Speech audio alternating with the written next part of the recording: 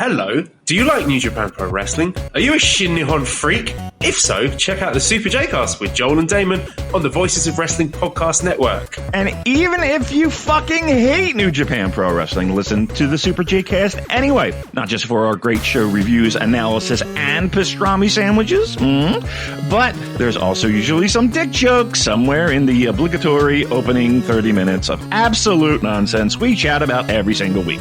That's the Super J-Cast for all the best talk about New Japan Pro Wrestling, crisps, and pornography. This podcast is a member of the Voices of Wrestling Podcasting Network. Visit voicesofwrestling.com to hear the rest of our great podcasts, as well as show reviews, columns, opinions, and updates across the world of wrestling.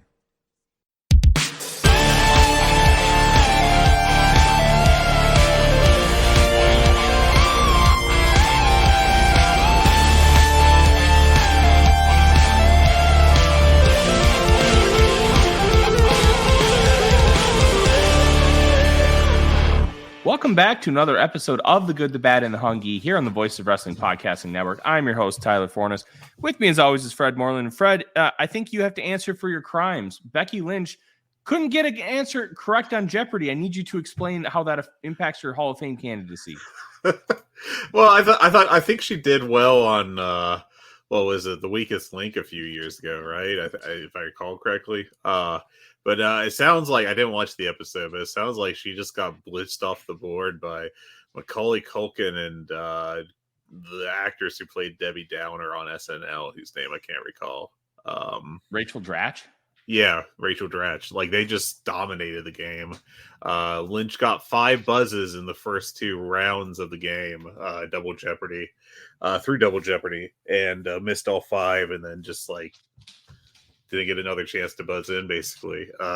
They have Triple Jeopardy now, which I have no idea what's going on with that, because, again, I haven't watched it in, months. Wait, but what's Triple Jeopardy? I know, like I said, I don't know. I haven't. I have literally no idea. I was like, is this a typo for the Final Jeopardy? But no, it's a separate thing. I don't know. This is an insult to Alex Trebek. How dare they? He's spinning like a rotisserie chicken right now. Kid Jennings is a scab anyway. So, but rough night. But man, Jeopardy's hard. I've heard lots of stories about people going on there and freezing, and that's why I've never tried to do it, because I don't want to completely expose my ass and just be like, oh, I actually don't know anything. So. Yeah, well, you don't know anything, and that's going to become more apparent as this show goes. How dare you? I do want to share this one piece because I think it's phenomenal, and you live in the heart of Kentucky. How far are you from Bowling Green? A couple hours, actually. I've never been. It's way out west. Okay, so earlier this week on Tuesday, we had some good old maction with Toledo and Bowling Green, and Toledo pulled out a win 32-31 with a 2-point conversion on their last touchdown after being down 14. Nice. But that's not the crux of the story. The crux of the story is Toledo are the Rockets. They have a rocket aimed to hit the 50-yard line of Bowling Green's football field in front of the stadium. How sick is that? That is wild. Gotta love these small town rivalries. Since we're doing the college football thing, let's talk Pac-12 a little bit, because I think some extremely interesting off the field stuff happened where basically everyone that's not Oregon State or Washington State, the 2 most rural schools in the conference, were like, well, we're good, bye, and decided to go join either the Big Ten or the ACC, leaving Oregon State and Washington State holding the bag. And, what they wanted to do on the way out was basically take all the conference's money, these 10 teams leaving, and put it towards any fees or, they may have for switching conferences or just, taking it. And the bylaws of the conference say, once you announce your intention to leave the conference, you can't vote on any Pac-12 matters. And they took it before a judge, and the judge was like, yeah, it says this. Now don't just it mildly chastised Oregon and Washington State to not be greedy or whatever, which, but yeah, so this is kind of a little karmic justice in a way for the bigger schools, trying to leave them standing in the cold. And I think Oregon State's actually in position this weekend to ruin the University of Washington's attempt at making the championship playoff, which would be even better for them. And I don't know. I kind of hope they do, because it sucks. Yeah. Listen, the one thing that really sucks about this whole Pac-12 thing is Pac-12 after dark is one of my favorite things in the world. There's some wild football that goes on late on Saturday nights. And yeah, we get that with the Mountain West, and our king, Jake Hayner, who played for Fresno State for a few years as a 4th-round pick of the Saints. He was the guy that we kind of all gravitated to during that time. And it's just going to be weird to not have Pac-12 after dark. Big Ten after dark and ACC after dark just doesn't hit the same. It just doesn't. And I'm sad to see it go. Honestly, there's a lot of talk about East Coast bias. If this was an East Coast conference, there's no fucking chance that this happens. And it's really sad. Yeah. Now, then again, Larry Scott did a terrible job managing the conference as commissioner. Oh, of course. And probably basically killed it with poor decisions made several years ago.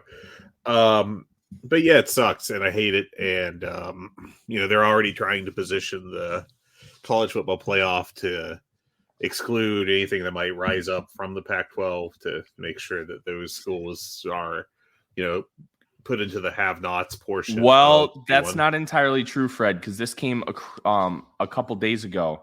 The college football playoff has been finalized with its structure.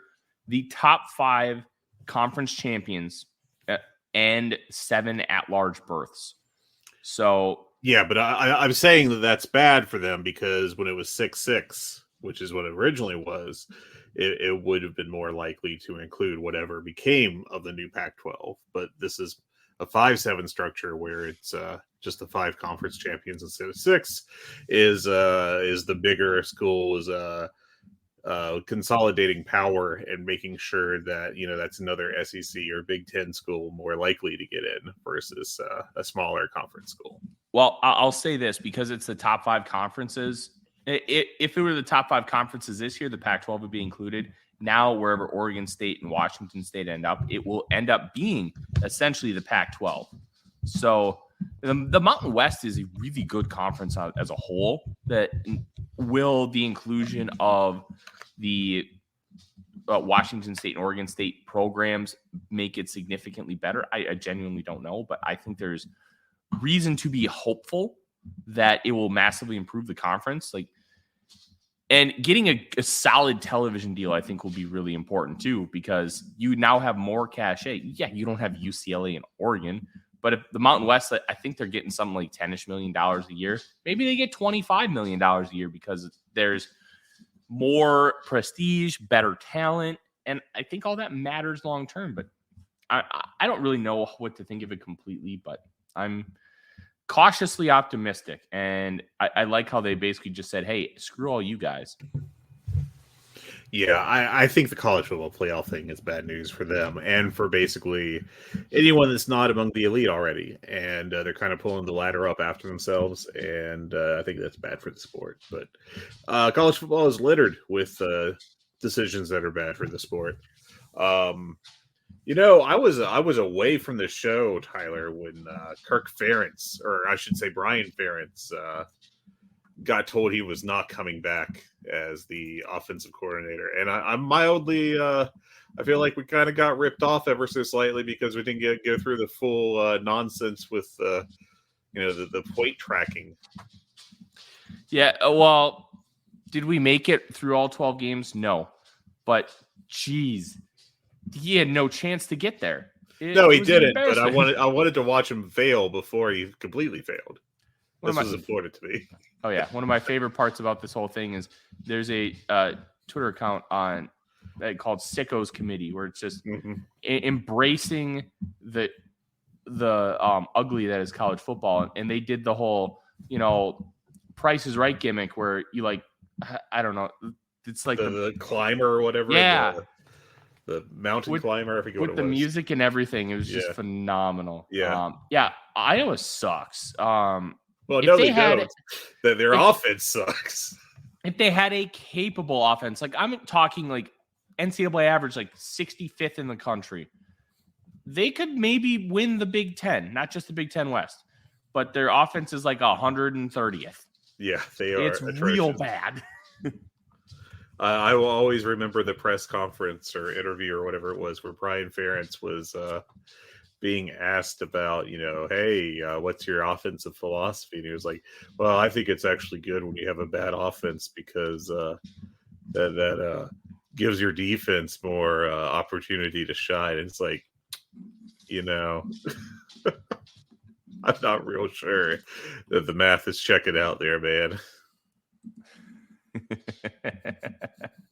Yeah, he's just something else, man. It's I kind of wonder if Kirk Ferentz is going to be around next year too. But if I had to bet money, I would say he wasn't. He was clearly unhappy with the decision, with the little statement he put out afterwards. And the person who made this decision, she's technically the interim athletic director. It sounds like it's her job long term in all but name right now. But to be feeling yourself enough to go against this guy who basically runs the school and has for decades, and dump his fail son, hey, I appreciate it, man. Yeah, it's football's fun, man. Football is fun. We should get to the wrestling though, Fred. I think we got to start here. Kota Ibushi is all elite. Yes, good old shot Kota Ibushi. He got the graphic on the Twitters, and it's kind of hard to be too excited right now because for me, just because he does not look good in general. I figure he'll probably just show up like 5 times a year or something, and it's not like a big deal. But Kota, I think, really got wrecked by that shoulder injury, and at this point, I just kind of think he'll never be the same. I'd love to see him back to anything close to full strength, because he was still great like before he got hurt in that G1 final, and then accused New Japan of being affiliated with Yakuza. But I'm just not real optimistic that that's going to happen. Yeah, I was really worried about him in that tag match because he was moving like a crater. It was rough. It was real rough. Yeah. Is he going to be able to find any sort of sustained success? I genuinely don't know. And it's kind of sad and kind of scary because Kota Ibushi was one of the best for a decade plus. And to see him like this, it hurts my soul. It's like he got a Monstar got him and drained all his talent almost. I'm not really going to rag him on the, the weak pipe shots while riding the bike because that's a goofy spot. And, it's not exactly the easiest to pull off, but it was still not great. And it was the rest of the match that wasn't exactly great, except for when he took a bump directly on his neck. He's still able to do that really well.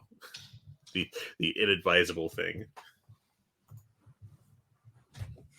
Kota. He will always be our little psycho. So this is interesting, and this came from Sean Rossap of Fightful. Says that neither CM Punk or Britt Baker are the devil, and the people who beat up the Acclaim last week are actual members of whatever group is associated with the devil. Fred, I think it's the Kingdom, and Adam Cole's the devil. It could be something completely different. Is that who you think? Is that who you think the devil is? Yes, Fred. I think it's Adam Cole. I thought it was Adam Cole for a long time, but then, the guys who were in the spandex or whatever, masks, beating the other guys up. Yeah, you could tell that it kind of looks like the Kingdom. Yeah. I think this is just a long con, and Adam Cole's the devil. He's not actually hurt. He got an ankle sprain, but to me, it's like, yeah, you didn't break your foot, buddy. I really doubted that. And I think Adam Cole's going to reveal himself to be the devil, and then maybe we can get out of this absolute bullshit with Adam. Odie's looking at me like, what in the world are you doing, Dad? Yeah, that's exactly what we think every single show, Odie. Yeah. I think this Claire. has been... No, honey. Eclair can't see. Oh, she's pulling at my monitor. Let me keep going. Okay. I'll take care of it. Yeah, this has been I think this storyline has contributed to... I think AEW's definitely took a hit this year. I think they're they lost popularity, and they're 100% colder than they were even a year ago. And I think that the MJF storyline's failures is a huge aspect of that. I can't really be understated. And I think all this, Roderick Strong nonsense is a major problem with it. And I could go on about the MJF storylines this year. I mean, the best one was Bryan Danielson, and it was like version 3 of the make the baby face go through a gauntlet of matches. Now, I'm not going to complain about getting like weekly Bryan Danielson matches on my TV. That was pretty awesome because he's pretty awesome. Yeah, so kind of just is what it is. I think we're just going to deal with limping along to this, and I really do think that they missed their chance to make this turn happen and have a big impact at All In. And what we have left is trying to salvage it. And frankly, I'm kind of at the point where I think they should at least be considering just a little bit, but considering just outright pulling the plug. It is not a success, and I think it's hurting the company. I will say, at least this past Dynamite was not a MJF Poochie episode where he was all over the show to a ridiculous amount, and that's a plus. But in general, yeah, just still not working. No, it is not working. While I was taking care of my dog, did you have any? Did you give any takes on who you think the devil is? I think it's Adam Cole. I agree with you. I would be surprised if it was someone else at this point. I guess it could be Roderick Strong. I think that would be very surprising to position him as the next big bad for MJF. I guess Samoa Joe is a possibility, but I don't really see it. It doesn't really make that much sense to me when Joe is just kind of openly antagonizing him already. And I don't know. I can't really think of anyone else that's really a viable candidate. There have been rumors that like Sami Callihan is coming in, and I think if it's him, that would be a huge misstep. He's just not just to me, I don't think he's really an AEW main eventer, like from day one. I think he's probably on the wrong side of, I assume he's over 40 at this point, but the wrong side of that age to really be like a guy you can build up. He's only 36. That's a surprise. Good on you, Sami Callihan, for being younger than I thought. But yeah, just, storyline sucks, and I'm kind of at the point where I'm not really invested in who the devil is. Yeah. Well, they have really not given a crap about the storyline, and it just seems to evolve based on, we haven't talked about this in a while, and not actually having any form of coherent week-to-week storytelling. And man, that didn't used to be the case with this company, and we're going to talk more about it with the heat check coming up, but it just sucks. Yeah, it's a real letdown. Real letdown. Speaking of letdowns, how about Jim Ross's podcast? Said on his podcast that he'll be missing a few more weeks of TV due to a radiation wound from his skin cancer treatment. Look, if it's just a wound from his treatment and not cancer coming back, I'd say that that's a really big win, because skin cancer, it's weird because skin cancer doesn't sound like it would be as bad, but skin cancer can be really, really, really brutal. So if it's just a wound, that sounds like a better than a reoccurrence to me. So all the best to Jim. Yeah, he is. It's it's not even the cancer at this point. It's the treatment that to cure the cancer. It's healing from that, and that can be a very much an issue, and it sucks. And I hope he heals up soon, but wishing him the best. Absolutely. And so this is interesting. Chris Jericho was burnt from a firework in Kenny Omega's entrance. I guess it makes sense. He was kind of right by the fireworks. Yeah. I'm guessing it's not too bad because he wrestled the match, but burns are all relative. You can burn yourself from touching a hot pan. You can burn yourself from being lit on fire, and then there's everything in between. So hopefully it's not too bad, and it was just like an ow kind of burn. Yeah. Hopefully, yeah, it was just a minor one. Impressive that he worked the match afterwards. Hopefully he heals up well from that. Yeah, 100%. Daniel Garcia says this is a contract year for him to, quote, the Walkway to Fight Club podcast. Yeah. If it's a contract year, hey, maybe you have him do something other than dance, please. I hope we get a big storyline with him. I thought he was really getting over last year, but I feel like I've said that like 8 times this year, at least on the podcast. So, he deserves better. He's a great worker, I think. So, he really is. He's one of the best wrestlers, up and comers in the world, and he's like stupidly young. He's either 24 or 26. Like, he's got a lot to look forward to, and I hope he sticks around, but with the way things are going, who can blame him if he doesn't? Yeah. This is a pro Daniel Garcia podcast, and very big pro Daniel Garcia podcast. This fella, he deserves a big opportunity in the near future. Mm-hmm. MJF has an executive producer credit on the Iron Claw. So he was supposed to be, I believe it was Lance Von Erich, and so, there was some that had already gotten to see the movie that said he wasn't in it. So I'm curious if, like, how that ends up manifesting when we end up watching it. Is maybe he's just a big guy in the background and he was really brought in for the executive producer credit, and I'm intrigued to see what that looks like. Yeah, I think it's equally likely that he just has a background part and is not really featured or focused on, or is in a scene kind of quickly. It was funny to see him mentioned on like a up and coming actors list a few weeks ago. I forget which site that was, but I was like, well, this is ambitious, but I guess we'll see.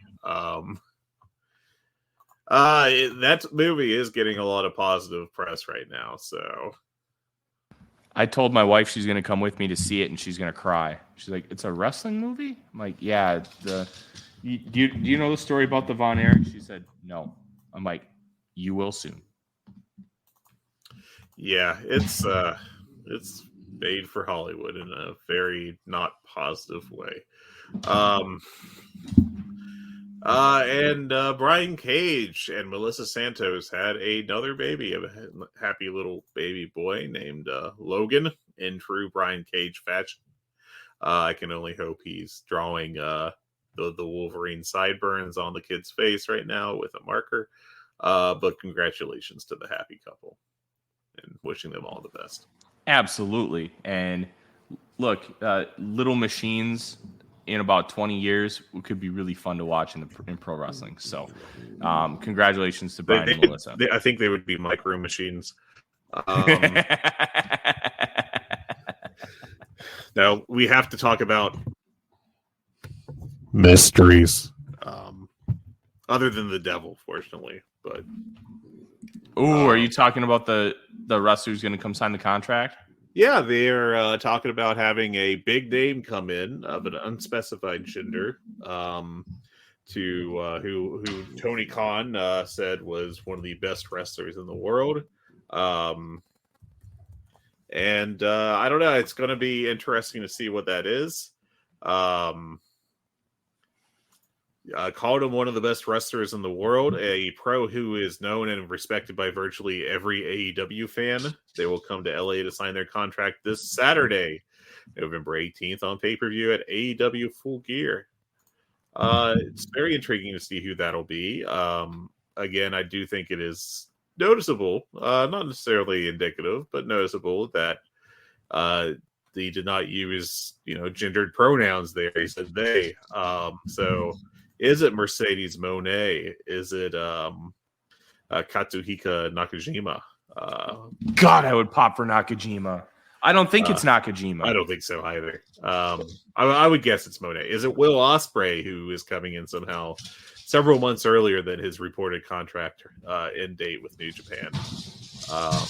Seems unlikely. But I don't know. I saw someone pitch Dolph Ziggler, and I hope to God it's not. Not really a knock on Dolph Ziggler. And it's not even like I don't want Dolph Ziggler in the company at all. It's just that this would be pretty high on the Tony Khan major announcement letdown list. Hey, I want to counter here because I think it's important. I do think that if it's Dolph, remember the Christian Cage announcement? Yeah. Like the Christian Cage announcement felt like this massive letdown. Well, it turned out pretty damn good. So if it ends up being a Dolph Ziggler and Dolph wants to come in and care about pro wrestling, I'm for it. But I don't think it's Dolph. I think it's one of two people, and I tweeted about it last night. I think it's either Mercedes Moné. Like, Moné just makes a lot of sense. She was already going to work with the company a little bit and do a match at Forbidden Door. Like, yeah, you can link things together. The other option, he's returning this weekend at West Coast Pro, Chris Hero. And you know what? Los Angeles, it's at the Kia Forum. He debuts with AEW, goes and wrestles Timothy Thatcher on Sunday. Look, it could be. But it does really feel like the way that Tony laid this out, it's somebody who has wrestled in WWE. And the wild card here, somebody that Bryan Danielson loves, Mustafa Ali. Yep, that's another one. Do you think Ali would be seen as a disappointment early on?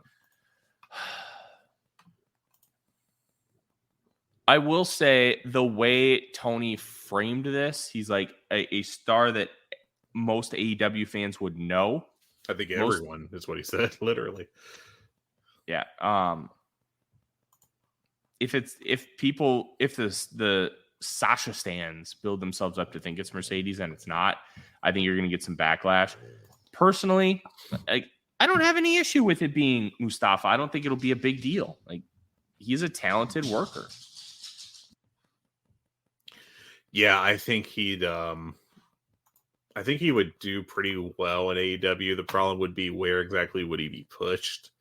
AEW's kind of become to me a company over the past few months where I'm less like, I think it's really hard for you to come in as a new signing and be put in, how do I want to phrase this? It's not be put in the right position. It's if you're not already a major star to some extent, like at least Adam Copeland level, you're going to struggle to find a spot unless they have something specific in mind for you, especially on the men's side. And I think that's a major issue, I think. I brought up Nakajima and you brought up Ali. I think both guys would be damn good in AEW if given the chance. But, if they were brought in, would you be shocked if in 6 months they were just doing nothing matches on Ring of Honor? I don't know if anything would shock me with this company anymore, Fred. I really don't. It's strayed and as I mentioned 2 weeks ago when I went on my 40-minute rant about this company is now dead from what it used to be, like it's gone completely astray from the original mission statement of the company. It's evolved into trying to be like WWE, but they're not WWE. And I just don't know anymore. Nothing would surprise me. And I think that's kind of sad. Yeah, I'm right there with you. And, I don't think it's all entirely sports entertainment, but it really feels like it is when your world champion is put in like 8 storylines at the same time that are all kind of very sports entertaining, and it's frustrating for me as a fan. And I'm just hoping that at some point we'll get something a little different here. But yeah, I agree completely. As I'm watching Eclair try to use the steps, she's looking more comfortable, but man, this medication is just kicking her tushy. I'm sorry, man. Yeah, me too. And Odie is being a pesky little demon, just like, throw me my ball. Well, I'm recording, bud. Let's go here, Fred, because I think this is important. It's time for the heat check. All right. What do you got first? Well, let me pull it up. While I'm pulling up, I do want to say quickly that I am excited for this tournament, actually. I've long said that AEW could do the G1 gimmick, the Continental Classic, we're calling it. I think that could be tremendous television, and I hope they pull it off. It's not really that hard to book a round robin, really, as long as no one gets hurt. If someone gets hurt, it throws everything in chaos. But if you just sit down for a day and just plot it out, like, you just tell the guys to wrestle. It's not that hard, but anyways. All right, I have the card here as Tyler has disappeared on my camera. Probably completely overestimating how much I was going to talk about the Continental Classic. But it's hard when you got a field of 1 at the moment. Bryan Danielson. Now, Bryan Danielson doing weekly matches is very exciting to me. And I can't wait for that. But it'll be interesting to see who else is in there. Just hard to say. Yeah. All right. So we don't have a Tyler back yet, but screw it. I'm going to get started on the heat check. Tyler is back. Tyler, we have right now 9 matches on the Wikipedia listing for Full Gear. And it's time to find out how excited we are about them. Oh, boy. I'll start with what is scheduled to be on the pre-show. A match for the Ring of Honor World Tag Team Championship, Tyler. We've got ourselves the Guns, Austin and Colton. I can never remember which one of them has the weird E in their name. And it's Colton, obviously, but I always want to say it's Austin. That's a problem. They are facing one half of the champions, MJF, and a to-be-determined fill-in partner for Adam Cole. And, on a scale of 1 to 10, Tyler, with 10 being the most excited and 1 being the least, where are you on this Ring of Honor World Tag Team Championship match? I'm going to keep it short and succinct. 2, this sucks. So let's move on. That seems a point high to me. I'm going to 1. I'm just not. We've said enough about this storyline. It's not working for me. So fingers crossed for something a little. Maybe we'll get something good out of this, and it'll change how I feel. Who knows? I'm not optimistic. All right, our next match, moving on, is for the AEW Women's World Championship. It is Hikaru Shida defending against Timeless Toni Storm. Tyler, do you think this match is going to be in black and white? Yeah, and I'm going to hate it. And I hope not. I hope these are two good workers. And it's going to be gimmick shtick because of this Timeless Tony character. And look, if you want to do some Marilyn Monroe inspired stuff, okay, that's fine. Just be a professional wrestler while you're doing it. You don't have to be complete gimmick. You don't have to have Japanese deathmatch legend Luther as a butler. Like, some of this just sucks. And then the inclusion of Mariah May trying to like duplicate the Mickey James and Trish Stratus stuff from 0405. It sucks. It sucks. Got a number for me, buddy? I should probably give you a number, huh? Look, if it ends up being a really like an actual match instead of just shtick, this could be a 7 or 8. But right now, I'm keeping it arm's length because of the Timeless Tony gimmick, and I'm giving it a 4. Yeah, I got a 3 for it. I want to kind of like this idea. I thought last night when they had the segment and Luther was swinging the door open, and they threw it into black and white for those moments and did the bad audio gimmick and all that. I thought that was a cute idea. I think they've had several cute ideas in this storyline, and it's all been wrapped up in a bow of a bad storyline all around. And she's not a wrestler. It's not a wrestling gimmick. It's a sports entertainment gimmick. And I think that very much matters here. It's not really building to anything. I don't think it's all, it's all being derived from anything that's really going to benefit it as a wrestling company and as a wrestling product. And that's frustrating, man. It's, especially because I think Toni Storm's a good wrestler.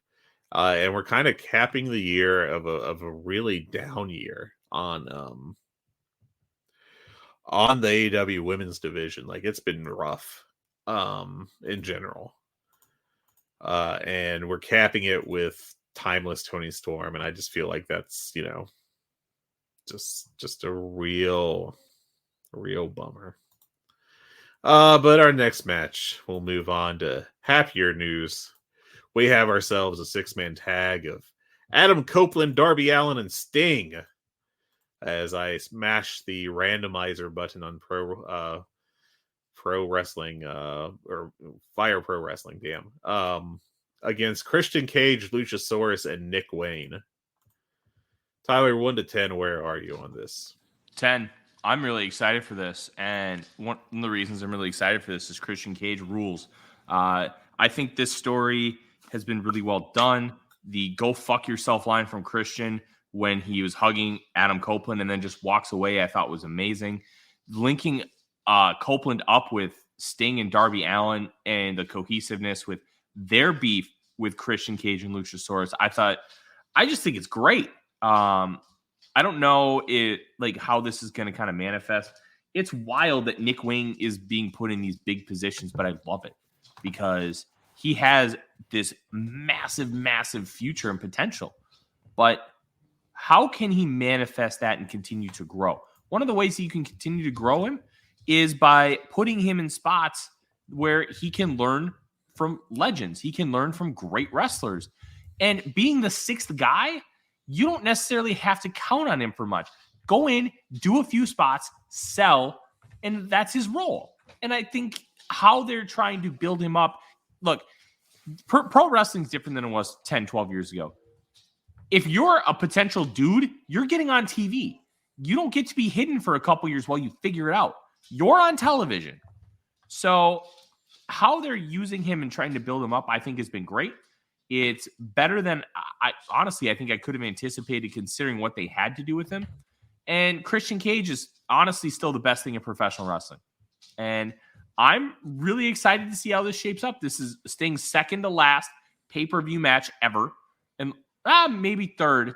Well, they're adding pay-per-views left and right, so maybe it's not. But it's one of his last pay-per-view matches. And he's going to go all out. Yeah. Yeah, I'm hopeful that this will be good. I am slightly hesitant on it just because, I don't think Adam Copeland's been great in his matches so far. Maybe he'll, I don't think he's been bad, mind you, but, it's been like, God, this is a 2.5-star match. This is a 3-star match kind of stuff. Like, above average matches, but like nothing that I would recommend anyone go out of their way to go see.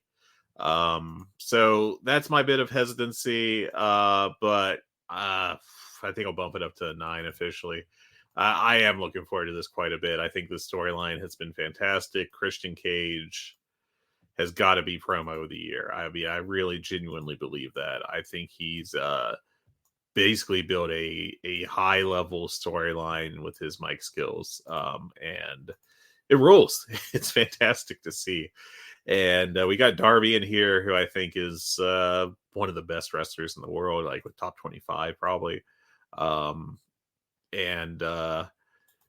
It's Sting. It's cool. It's cool to see Sting in 2023, no matter really the circumstances.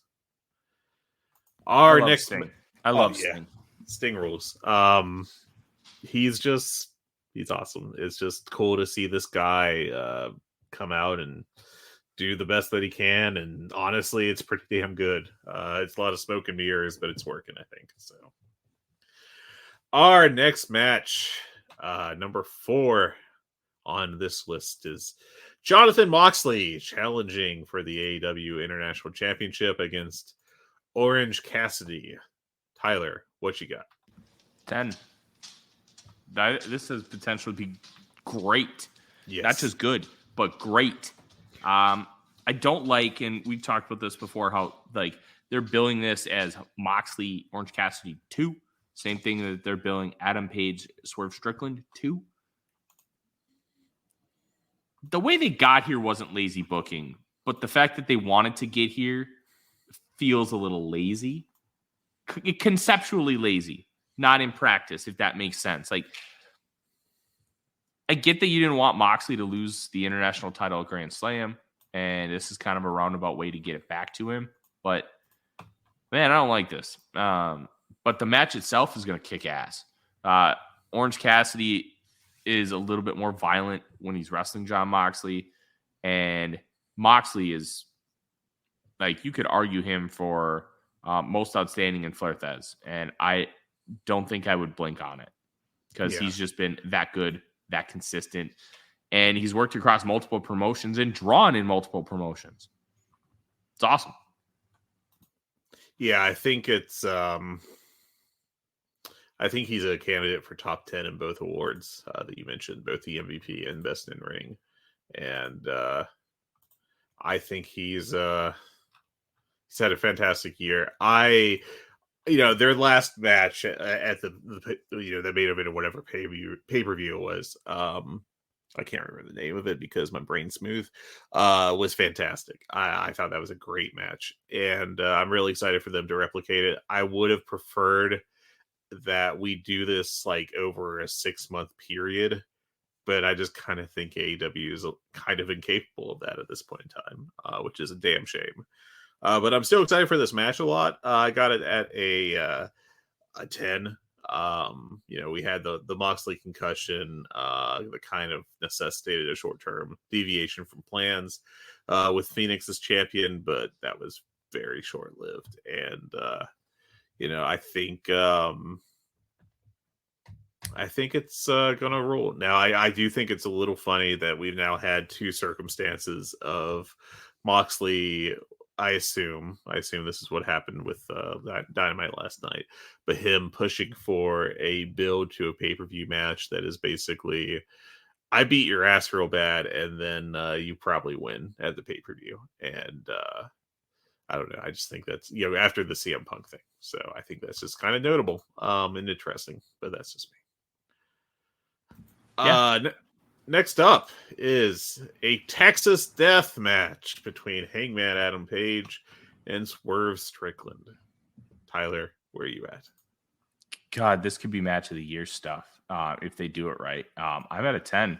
Like, I don't like how some of this has gone. The home invasion thing And then how Hangman reacted the home invasion thing, like in the next couple weeks, I thought kind of sucked.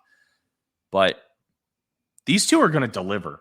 And Adam Page is great with these Texas death matches. And I think Swerve needs to win. He needs to put Page away. And you need to elevate him and do it now. He is so charismatic, so confident, and so good bell to bell. It's time. It's time for the big Swerve Strickland push. I agree, though. I hope we don't do any more our comic book villain nonsense with the home invasions. I think that kind of, I thought the Page one didn't exactly work. But I do think Swerve is a tremendous performer, and I'm looking forward to this match a lot. I'm at a 10 on this one. This is what I'm the most excited for, and it's been a hot minute since I've been this excited about an AEW match. I finished the last episode of Collision this morning, and the Hangman Page promo on there made me less afraid of the police. I think he was also fantastic in the promo segment with Swerve on with Dynamite. And I can't imagine them not delivering a fantastic match on Saturday night. I think these two could really steal the show. They really and could, man.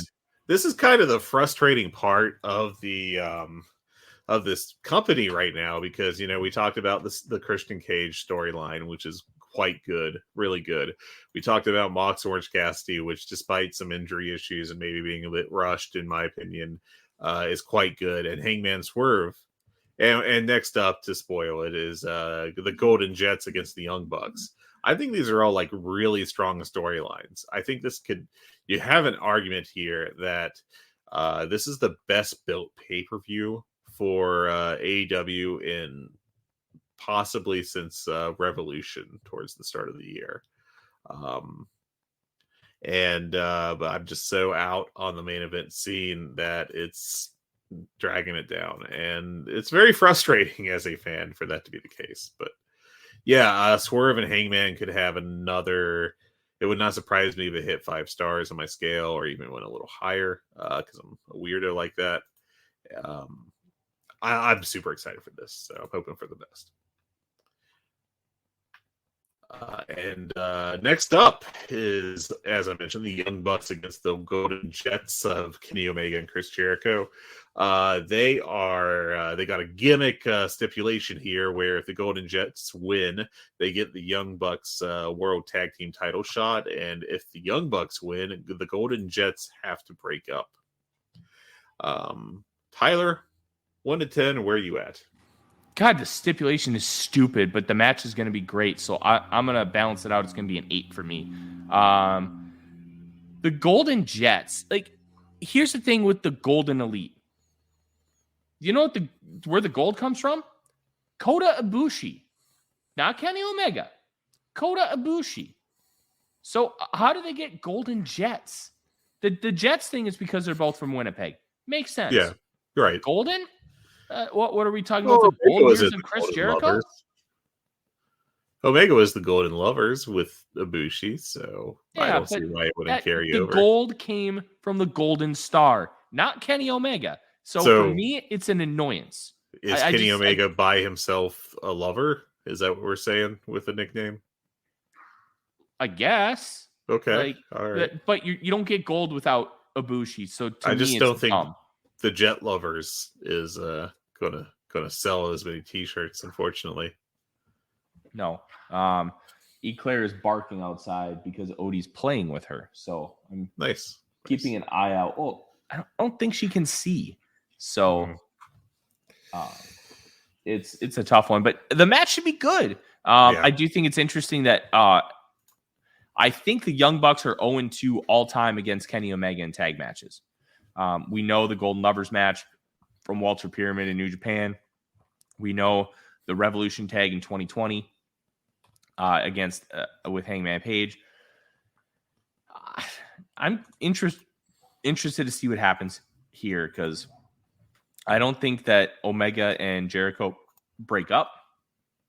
But then I don't know. This storyline's kind of convoluted bullshit to me, but I'm willing to let it play out. And even though a lot of things haven't played out for the best in this company recently, I'm willing to let it. I think this one is pretty obviously setting up for a Young Bucks loss to further their heel turn. Along with the quick kicks to the dicks in their tag match. I think it's just, I think it's pretty obvious to me that that's going to be the finish of this match. I would be surprised if it went the other way. Because then they'll be more hurt and upset about losing, and also they'll feel betrayed by Kenny, and etc. So is it a little silly? We're back to drama within the Elite again after big reconciliation earlier this year that lasted like 6 months, maybe. Yeah, but here we are. So our next match is for the AEW TBS Championship between the champion Chris Statlander and her challengers Julia Hart and Sky Blue. Tyler, where are you at? I think Julia Hart needs to win this. I'm at a 5. Sky Blue's character right now doesn't make any sense. It also doesn't make sense that she's like this tweener and she looks like the Mystery Machine. Spooky too. I'm not saying she looks like a van, but her gear is obviously inspired by Scooby-Doo's Mystery Machine. Right. Color scheme and everything. It's just weird. And Sky Blue is just kind of a jag. Or like instead of just another guy, she's just another girl. Like, another gal. Nothing really special about her in the ring. And like I'm kind of sick of Sky Blue. I think the Statlander reign has kind of been overall disappointing. I don't necessarily think that's all her fault, but they need something different. In Julia Hart, she's still a little bit green in the ring. Her character work is tremendous. She's arguably the best part of the House of Black act.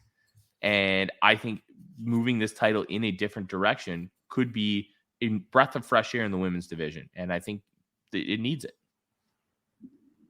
I also think that they shouldn't have 2 women's titles right now because they can't even book one of them.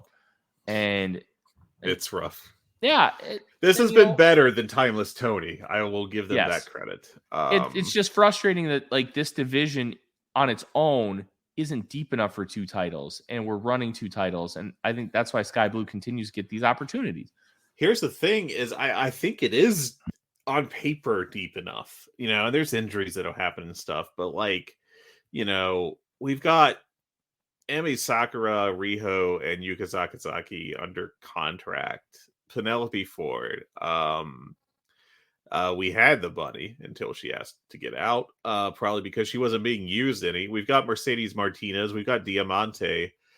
We've got Athena and Billy Starks down in Ring of Honor. Red Velvet has actually been surprisingly solid since her return. Okay, let's talk about Red Velvet for a second. She's coming out in an apron. Yeah, sexy apron that you got from like Victoria's Secret. I know she's from her mama's kitchen. Yeah, but I don't know. My wife buried it hard this week. People, your wife rules. 1, 2. Yeah, people talk about the element of this being WCW. You know what this feels like? Like 1990 WCW, when you have all these wild gimmicks and like Kevin Nash has Oz. I don't think it's that bad, but I get where you're coming from. It's the aesthetic is that bad. It's not a great aesthetic. I agree. I don't think it adds. I think it detracts.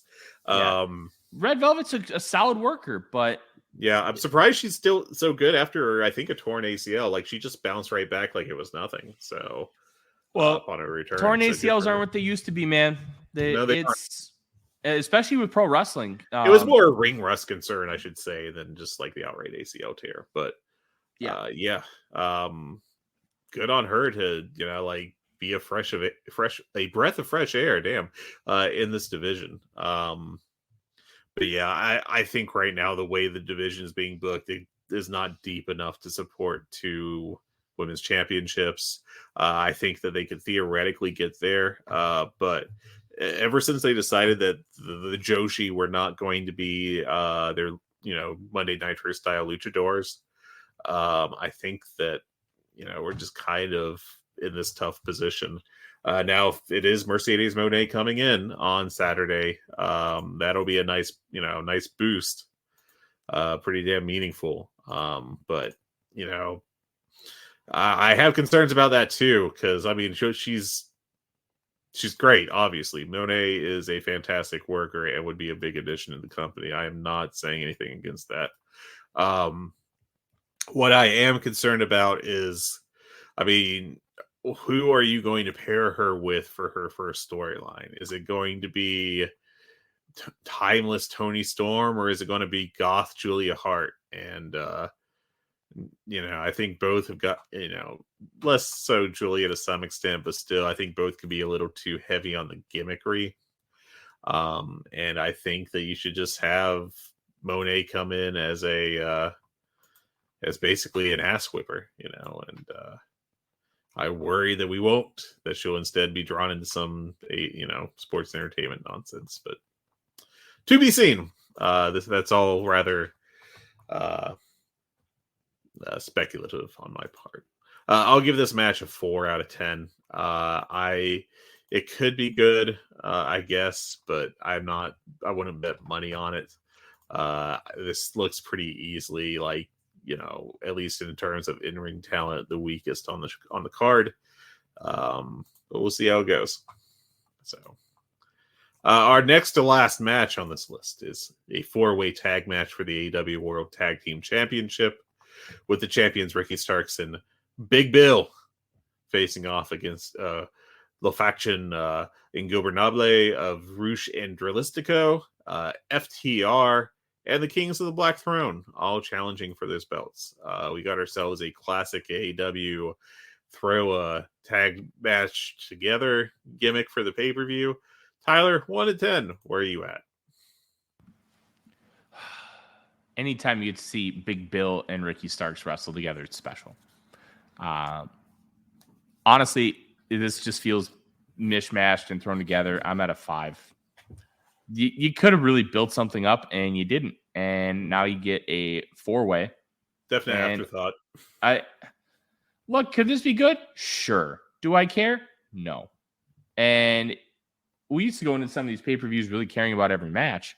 I don't care about this. I really don't. They have given me no reason to care about this, and that's frustrating. This is now I think the match will be good. I'm at a 6. I'm slightly higher just because of the names involved, but I also think there's going to be like a cap on how good this is going to be, because it's going to be like a 12 or 14 minute 4-way match. So there'll be a lot of fun spots, but it'll just kind of be like just sugar. Just it's enjoyable for a moment, then it's gone. And I would have definitely preferred if we could have had like Starks and Big Bill against FTR in a proper 25-minute match or something, but down the road, probably, maybe. But yeah, I do think this is they're borrowing from the women's division here, Tyler. We got ourselves a classic 4 corners match, the 4-way tag. And you remember WrestleMania 20 where they had 2 of them for the tag team titles? Yeah, because I at least with that you can justify it with, we want to get everyone on the card for their biggest match of the year or biggest show of the year. I won't knock that. There's plenty to say about how WWE treated their tag division, especially back then. But at least they got everyone a payday, so that was nice. They got them on the DVDs when those were a big deal. Can't really knock that too much.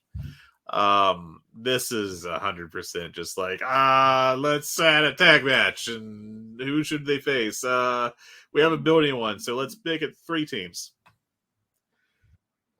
Yeah, it sucks. Not exactly Booker of the Year award stuff here. Nope. And continuing that, we have in our main event Jay White challenging MJF for the AEW World Championship. Tyler, 1, I'll ask you where you are on this one on the 1 to 10 scale. But 2, I'll also ask you, what do you think? Do we get actual progression on the Devil storyline, or are we going to just kind of pedal in place some more and not move anywhere on this stationary bike of a story.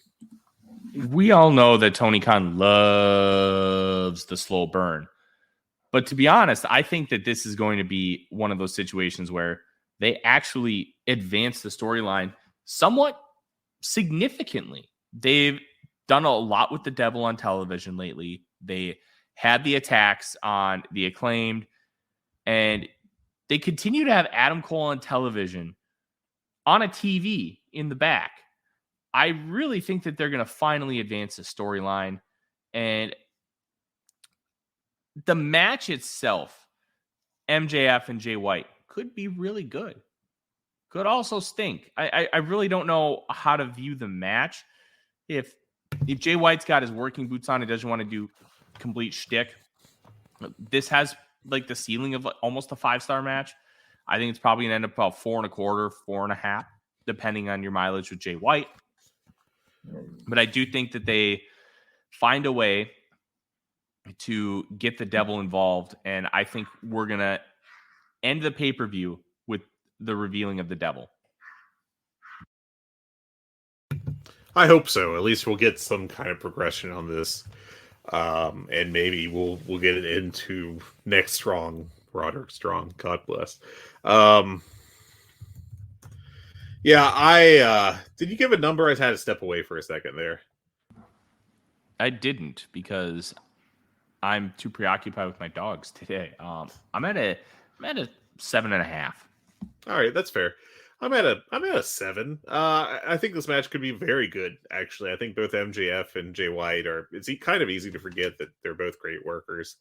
They both have their weaknesses. They're not even weaknesses, peccadillos about doing things that I think run counter to what good wrestling is.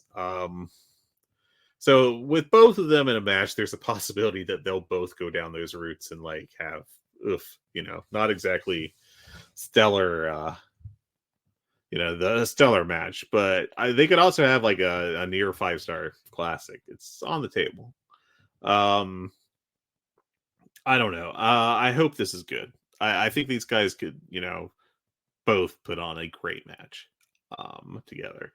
And they could really steal the show. It's just a question of if they're going to allow it or if it's going to turn into, like over, super melodramatic, like the all-in match between Cole and MJF or something along those lines. I could easily see that happening too.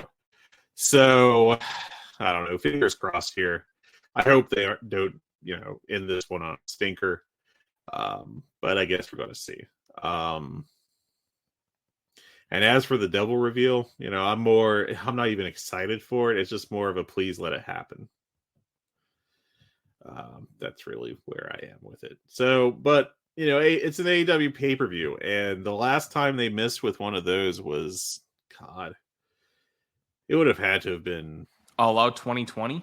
Yeah, maybe 2020, if not 2021. It was probably the show where Matt Hardy tried to die. And was it? I think that ladder match with Sammy Guevara. Yeah, which he got it obviously pretty damn hurt in early and couldn't perform. And then I hope I'm getting the right ref here. I think it was Rick Knox.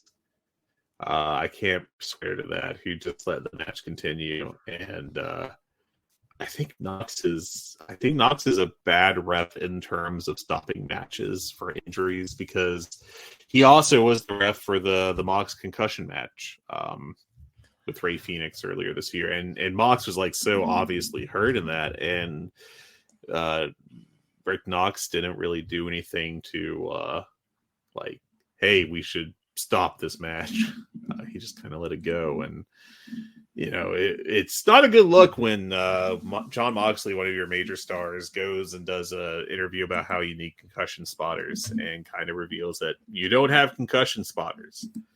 You're not some 2-bit indie. You should have a concussion spotter, like someone that is literally just their job. In 2023, that's such a low bar to clear. So I hope that they took that advice to heart. And it's kind of sad that with Moxley, I think he just says what he's thinking. So I don't really so much take this as him necessarily feeling like he had to take it public to get it done. I just really hope it wasn't that. But yeah, so that's the show as of right now. It wouldn't surprise me to get like one or two more added.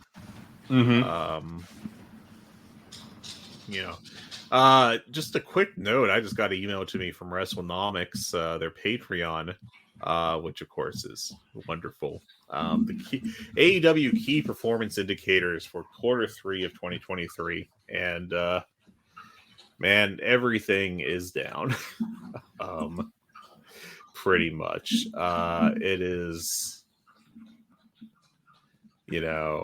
not great. I guess YouTube views are up, but like TV ratings, depending on the show, Dynamite and Rampage. Dynamite's down 14% of the key demo. Rampage is down year over year, 19% of the key demo. Rampage is down 20% overall in viewership, and Dynamite is down 11% overall in viewership. And overall, TBS and TNT are basically a push year over year in terms of their overall ratings. I still think that, like, in general, AEW is doing well with ratings, but, like, compared to what they could have reasonably been expected to. But it's been a rough year. I think it really has been hard on this company right now. Just had to get that in there real quick because it literally came in my email box right now. Great service. You should subscribe to it. Yes.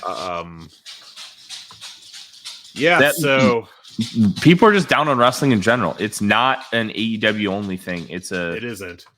It's worldwide. I think the only company that's truly showing real growth is CMLL. Well, All Japan maybe too. All Japan, yeah. It's wrestling just kind of, I don't know. Everything's cyclical with wrestling. AEW is real hot for a couple years, and they cooled down, and it's their own attrition. It's also their own ticket prices. Like they're creative, I think, is a major factor too. So yeah, we'll see how the show goes on Saturday. Fingers crossed it's good. Tyler, we're going to do a live production meeting on the air right now, I guess. I don't think we're going to be recording on Thursday since that's Thanksgiving. Just a gut feeling here. Do you want to record Monday or Tuesday? Just do a quick recap of the pay-per-view kind of situation, or I think we should. We'll figure out the details on that. Yeah, you and I will figure out the details and kind of check in. That sounds good. I might be able to do Sunday if you want. Vikings. I have an obligation on Sunday. I'm going to a burgoo party. I don't know what that is. Burgoo is a Kentucky stew. So I'm going to go to a guy's house, and he's got a big cauldron that he's going to make a big old stew in. And hell yeah. It sounds like the Kentucky equivalent of like a seafood boil. Yeah, basically. Only with critters instead of sea critters. And also other big news for the podcast that, because I am very good at putting together a format sheet, I put at the end of the show instead of the beginning. In the very near future, we are going to be hosting a special guest on our podcast for a very special episode. The date is to be determined, but we will be hosting one Dave Meltzer on the podcast to talk about the Wrestling Observer Newsletter Hall of Fame some, but also he did this a few years ago, a few times with Mike Sempervive on their shows, and it was called Sin Limite, and basically it was just 2 hours of Dave answering questions about professional wrestling's history, and I really want to recreate this. I think this is an awesome opportunity to pick the brains of one of the most knowledgeable guys about professional wrestling.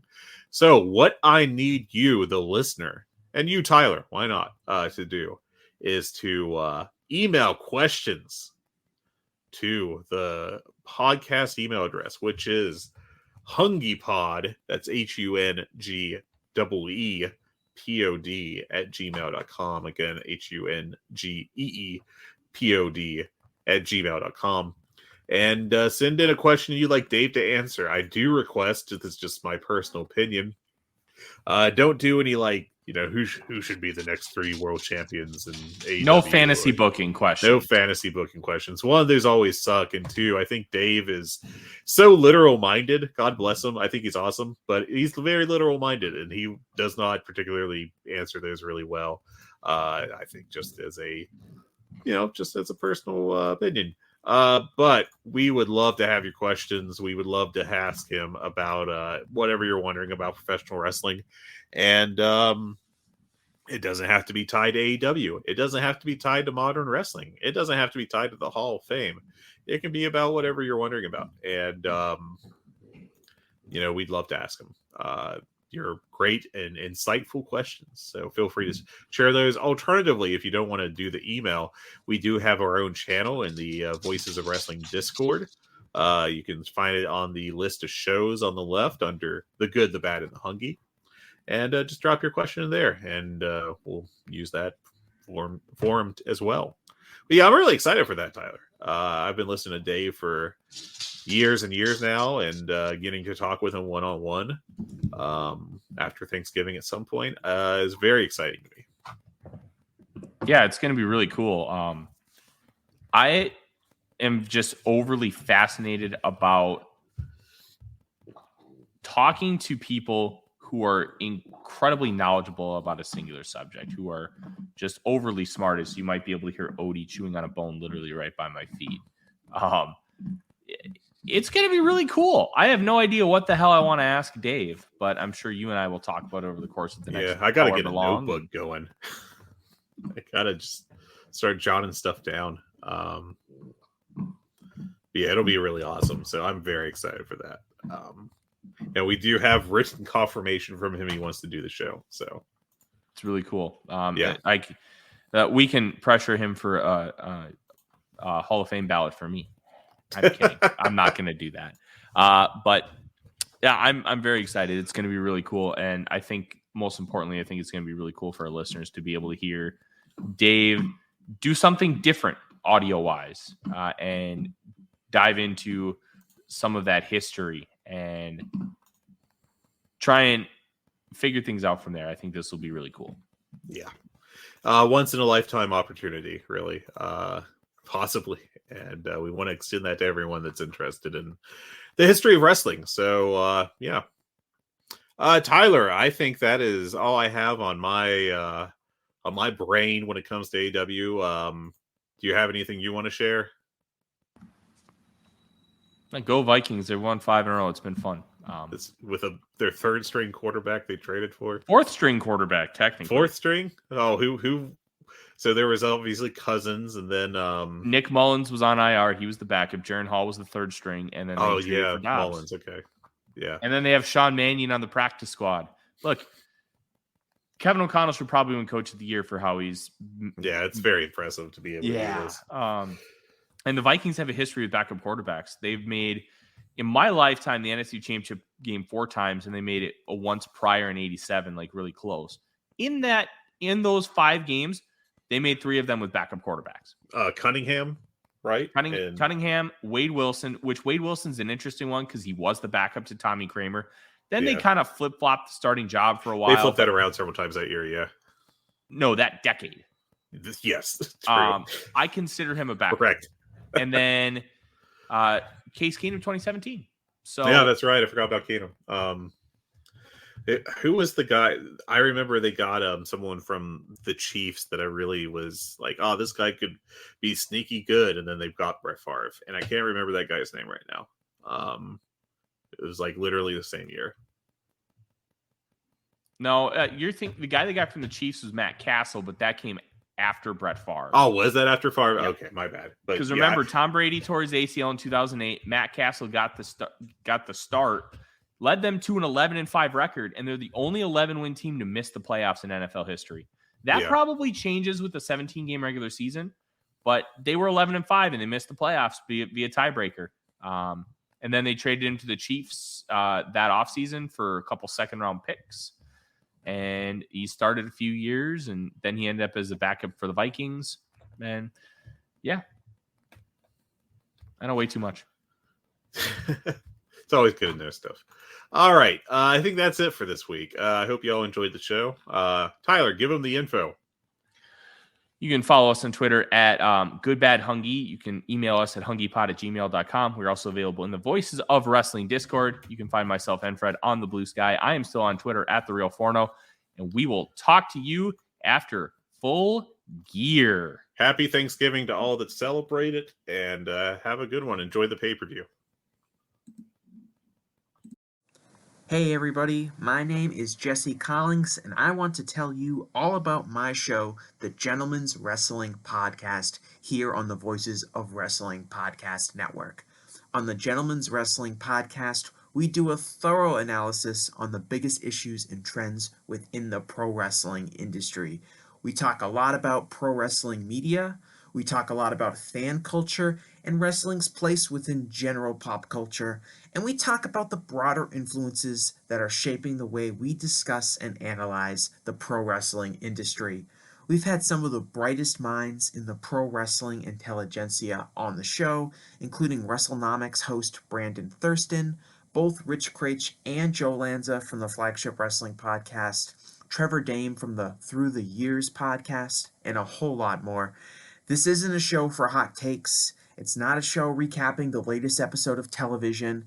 This is a show focusing on the biggest topics in pro wrestling and doing a deep dive on the real stories behind the surface level analysis you might find elsewhere. The Gentleman's Wrestling Podcast is available wherever you get your podcasts, and we'd really appreciate it if you gave us a try. Thanks.